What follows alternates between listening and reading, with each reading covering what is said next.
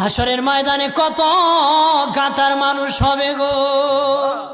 নবী বলেন আয়েশা, হাসরের ময়দানে মানুষ 120 কাতার মানুষ হবে।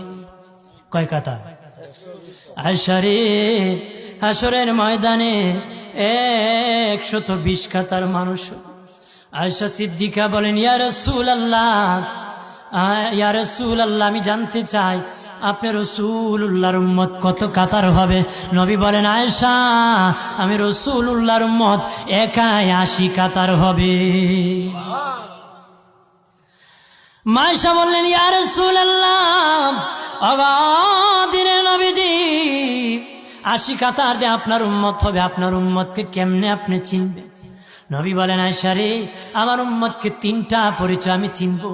1 নম্বর পরিচয়, আমার উম্মতের কপাল থেকে নূর চমকাবে, নূর চমকাবে। নবী বলে বাবা সাহাবীরা,